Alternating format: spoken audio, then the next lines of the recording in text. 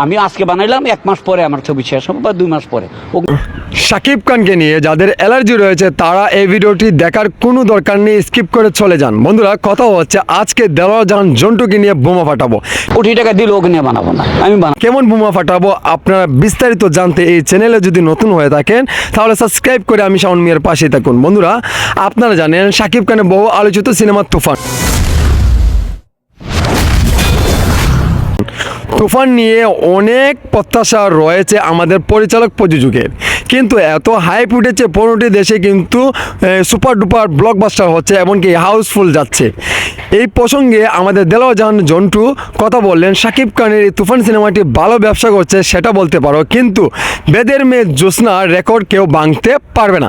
এই কথাটা কিন্তু 2023 সালে প্রিয়তমার সময় বলেছিলেন। প্রিয়তমার সময় কিন্তু ব্যবসা অনেক হাইপ ছিল, চূড়ান্ত ছিল, কিন্তু সেটা আপনি বিশ্বাস করতে পারেন নাই, কারণ আপনি এই তুফান সিনেমাতেও বিশ্বাস করতে চাচ্ছেন না, আপনি প্রমাণ চাচ্ছেন। আরে ভাই, আপনি বলছেন আর ঘাটাঘাটি করে দেখবেন, হ্যাঁ দেখেন, সমস্যা কি? প্রথম সপ্তাহে যে 20 কোটি টাকা ইনকাম করেছে শাকিব খানের তুফান সিনেমাটি, সেটা আপনাকে কেমনভাবে প্রমাণ দেবে সেটা বলেন আপনি। আপনাকে যে পোস্টারের মাধ্যমে আমাদের অফিসিয়ালিভাবে ঘোষণা দিচ্ছে, বা 10 দিনে কত টাকা ইনকাম হচ্ছে, বা 15 দিনে কত ইনকাম হচ্ছে, সব কিছুই তো কিন্তু বলে যাচ্ছে রায়হান রাফি, কিন্তু আপনার এই ধরনের মন্তব্য কেন করছেন?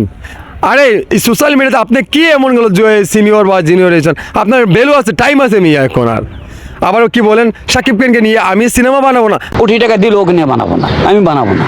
আরে তোমার মতো ব্যাংকে নিয়ে শাকিব খানের সিনেমা বানাতে হবে না। শাকিব খানের শিডিউল পেতে হলে আপনার মতো আরও কত পরিচালকরা লাইন ধরে লেগে থাকে মাসের পর মাস, বছর পর বছর।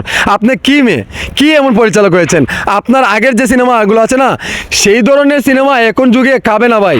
90 সালের কথা বাদ দেন, আপনি 90 দশকের কথা বাদ দেন, এখন 2024 সাল, এখন কি সিনেমা চলবে সেই পরিচালনা আপনার করার কোনো ক্ষমতা নেই, আপনার কোনো এক্সপিরিয়েন্স নেই। এখনকার সময়ে যে সিনেমা বানাতেন আপনি তো এখন ইকবাল এমনকি আপনি মিলে তো কিন্তু শাকিব খানকে পচানোর জন্য একটা সিনেমা বানিয়েছেন রিভেঞ্জ। কি হয়েছে? 3 দিন চলে নাই, 3 দিনের পর নামিয়ে ফেলেছে।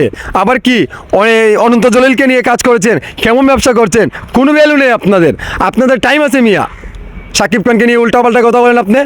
আরে মিয়া, আপনি তো ইন্ডাস্ট্রির একজন কালচাপ, বাংলাদেশের একজন সুপারস্টারকে নিয়ে আপনি এই ধরনের কথাবার্তা বলেন, এই রাইট কে আপনাকে দিয়েছে? পেট মন্তব্য করেন মিয়া, ফাইজলামি পেয়েছেন, এটা ফাইজলামির জায়গা। একটা সাক্ষাৎকারে আসলে শাকিব খানকে নাম নিয়ে অনেক কিছু বলেন, শাকিব খানকে নিয়ে আপনি সিনেমা বানাবেন না, ভালো কথা, সোশ্যাল মিডিয়ায় এসে বলা লাগে কেন বলা লাগবে? আর আপনাকে শিডিউল দিবে শাকিব খান?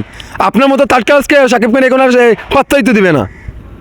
মিয়া ফালতু মাতে না এই মেয়ে কথা বললেন কি মেয়ে? হে শাকিব মিয়ানরা, আপনারা কি করেন মিয়া?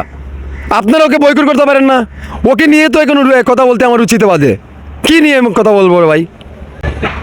মানে লাগামহীন কথাবার্তা বলে, মানে আমরা কথা বলি না বলে কি মামা বাংলাদেশ কি তো কি পাউল ব্যক্তি মেয়ে, ওকে নিয়ে কথা বলতে আমার উচিত বাদে। ধুত নিয়ে কি কথা বলবো, বাদ দাও।